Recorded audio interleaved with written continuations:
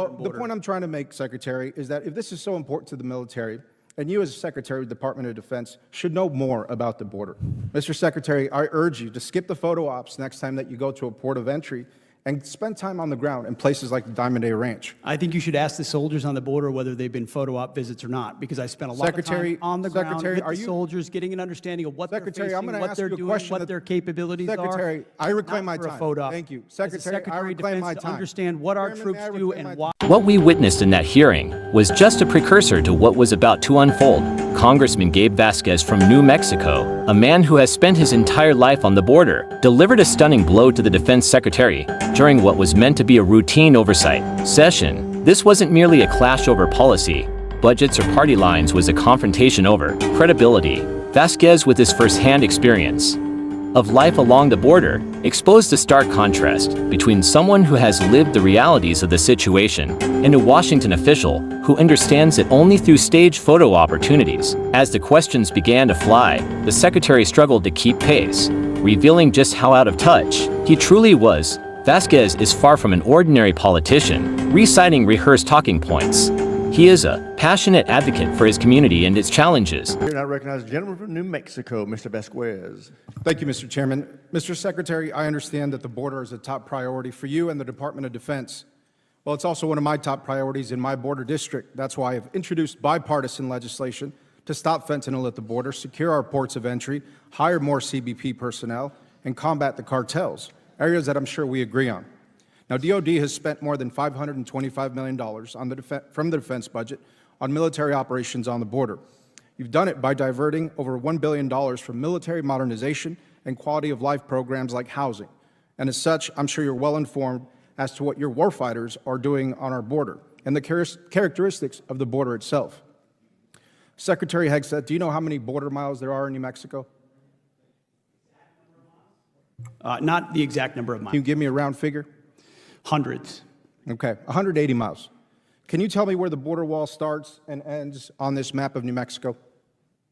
I'm not properly oriented to your map, but I know that unfortunately, because of the administration previous, they did not have the opportunity to finish the border wall. Thank you, Secretary. It rust on the ground instead of Thank you, Secretary. And you have been to New Mexico. Could you tell me where in New Mexico you've been to? I've been to the border twice to look at once at our national defense area down there because I can't recall a time when a Secretary of Defense has gone down in the first 4 or 5 months of his tenure to the border to better understand. Was that in an urban area or in a rural area? Both areas, traversed rural areas and urban areas. Okay, so you must be some with walls, some without. Secretary. And if President Trump was actually supported, we'd have a border Thank you, Secretary. I reclaim my time. So the most remote part of New Mexico is called the Boot Heel. And I'm not sure that you spent any time in the Boot Heel of New Mexico. Mr. Secretary, I was raised on the border. I've lived there my whole life. I've worked alongside ranchers, farmers, landowners, wildlife biologists, and other stakeholders for over a decade. I headed a border security task force in my district before coming to Congress. I've traveled with Border Patrol on ATVs. I've hunted the border on horseback and hiked dozens of miles in the most remote stretches of the border in this region. Now, do you happen to know why there hasn't been a border wall built in the Boot Heel? Well, based on what you just described, you should be a big fan of what our administration is. Well, Secretary, I'm asking why a border wall has not been built. Funds have been allocated for other parts of the border. Here's what I know. Our commanders on the ground and others and our engineers would understand what goes where and why, and where there should be a border wall, there will be a border wall. Okay, it will be funded through reconciliation. Secretary, are you familiar with the Animas Mountains, with Alamo Hueco, with San Luis Mountains, with Guadalupe Pass or Long Canyon? Again, critical border areas. I'm aware that there are gaps in different places where walls are not as effective as other places, and I get that. Thank we're you, applying infrastructure I appreciate your answer where on it that. makes the most sense, because we're going to get 100% operational control. Thank you, of the border. Secretary. So you agree then that a border wall doesn't make sense for the entire country? I think we need a border wall across our entire border. Okay, so you should know then why it's almost physically impossible to build a border across the Animas Mountains and the terrain challenges that poses and the billions of dollars. Do you know if there's roads on those mountains currently? If we're going to spend money as a government, it should be I'll take that as a no. Secure our southern border. Well, the point I'm trying to make, Secretary, is that if this is so important to the military, and you as Secretary of the Department of Defense should know more about the border. Mr. Secretary, I urge you to skip the photo ops next time that you go to a port of entry and spend time on the ground in places like the Diamond A Ranch. I think you should ask the soldiers on the border whether they've been photo op visits or not, because I spent a lot of Secretary- time on the ground Secretary, with are the you- soldiers, getting an understanding of what Secretary, they're I'm facing, gonna what ask they're you a doing, question what that- their capabilities are. Secretary, I reclaim my Not for a time. photo op. Thank you. As a Secretary, I Secretary of reclaim my Defense, to time. understand what our Chairman, troops may I do reclaim my and time? why. Gentleman they do reclaims it. his time. Thank you. Secretary, do you know what a tethered aerostat system is? I do. Okay. Well, great. Then you know that this type of surveillance technology is superior to having thousands of troops sitting in trucks looking at an empty desert. I've requested funds for more tethered aerostat systems. We haven't had a response from your department. Are you familiar with ASTs? What's an AST? Well, it's an autonomous surveillance tower. They're equipped with these advanced cameras that have the capability to relay critical information to border agents on the ground. And this type of technology is badly needed on the boot heel. And it's a much better expenditure than a border wall is. I've seen that. I've seen those towers in use. Great. Well, these technologies have been described to me by both Border Patrol and CBP as force multipliers, allowing their personnel to focus on law enforcement efforts while leaving this mundane surveillance task to much more efficient and cost-effective technology, a much more efficient way to surveil that part of the border. Now, Mr. Secretary, I have serious concerns with your fundamental lack of knowledge about the U.S.-Mexico border, considering the billions of dollars that DOD is slated to spend on this mission, with little clarity to those of us who live there. I would encourage you to do some homework on my region and learn what will actually make our border more secure and more safe. Thank you, Chairman. I yield back. Gentleman yields back. What unfolded in that room was more than a routine hearing.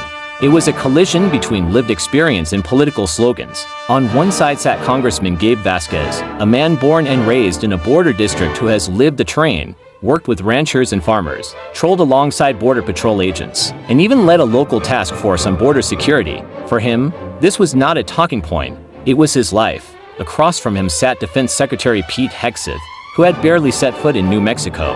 Hegseth came armed with broad answers, familiar slogans, and vague assurances that play well in Washington. But Vasquez had no patience for empty talking points. He came with facts, lived experience, and a determination to expose the truth. From the very start, Vasquez went straight for the numbers. He reminded the room that the Department of Defense had already diverted over $1 billion away from critical military modernization and housing projects in order to fund troop deployments to the border. That money, meant to improve equipment, housing, and the quality of life for America's troops, had instead been funneled into militarized border optics. $500 million here, hundreds of millions there, siphoned away from warfighters to create photo ops for politicians. Vasquez called it plainly. Every wasted dollar was a dollar stolen from readiness, from modernization, from the soldiers themselves. And the people back home weren't impressed. They knew the difference between flashy DC theatrics and lasting solutions. But that was only the beginning. Vasquez turned the hearing into something like a classroom, and the secretary quickly failed the test. Vasquez asked a question so simple it should have been automatic. How many miles of border lie in New Mexico? Hegseth fumbled. He guessed. And he was wrong.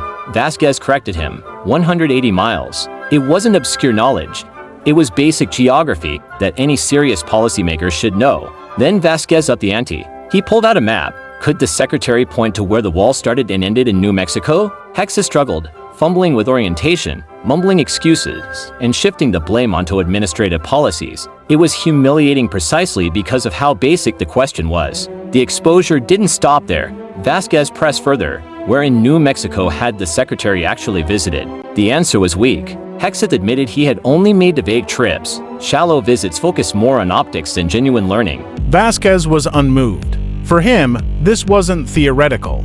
He knew the land, he knew the communities, he knew the hard truths that don't fit into partisan slogans. Then Vasquez brought up one of the most remote stretches of the border, the Boot Hill region. He had lived it, hiked it, hunted it on horseback, worked with the families who call it home. He asked the secretary why a wall hadn't been built there. The real answer is obvious to anyone who knows the terrain. It's almost physically impossible. The Animas Mountains, the Guadalupe Pass, Long Canyon, these are natural fortresses. Rugged, remote, unforgiving. To build a wall across them would cost billions and accomplish almost nothing. But when pressed, the secretary had no answer. He dodged, deferred to commanders, and shifted the conversation. Vasquez didn't let it slide. He laid out the reality for all to hear. Walls don't work everywhere. You cannot simply draw a straight line on a map and expect concrete to conquer nature. Geography has limits, and ignoring them only wastes money. By this point, the secretary was backed into a corner. But Vasquez wasn't done. The knockout blow was still to come. After dismantling the secretary's talking points, Vasquez pivoted towards solutions, real solutions. Instead of wasting billions on walls that cannot be built, he called for investments in technology that works. He cited tethered aerostat systems, surveillance balloons that provide constant monitoring across wide swaths of borderland. He pointed to autonomous surveillance towers equipped with cameras and sensors that feed live data to agents in the field. These weren't hypothetical gadgets. They were proven force multipliers, tools that Border Patrol agents themselves had requested because they allow fewer people to cover more ground. They let agents do their jobs, focus on law enforcement, and stop staring at empty stretches of desert. And here's the most damning contrast. Vasquez had already submitted funding requests for these very tools. He'd sent proposals, he'd asked for resources, and the Department of Defense had not responded. That silence spoke volumes. Vasquez pushed for cost-effective technology grounded in the realities of the land. The secretary clung to outdated political symbols that satisfied cameras but not communities. By the time Vasquez finished, the room was silent. What he exposed wasn't just ignorance. It was a dangerous disconnect. Billions of dollars siphoned from soldiers, homes, and modernization projects had done little to make the border safer.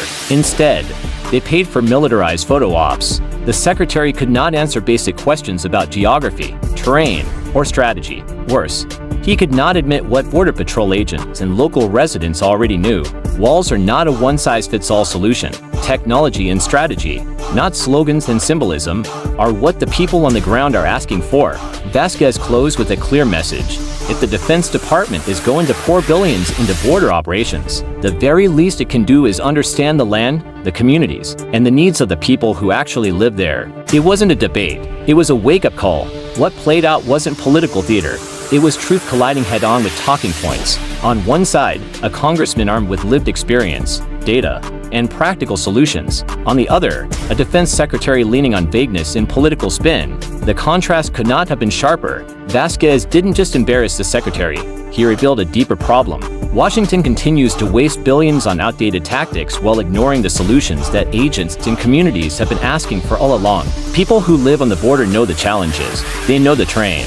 They know what works. Washington refuses to listen, clinging instead to political theater. So the real question is not whether a wall should stretch across mountains or deserts. The real question is, why are we still funding photo ops instead of solutions? If you paused at any point during this exchange, that's a good thing, because what Vasquez demonstrated is the kind of leadership America needs. Leaders who've lived the reality, who understand the land, who refuse to let partisan politics overwrite facts. If you believe border security should be built on reality, not theater, then take this as a reminder.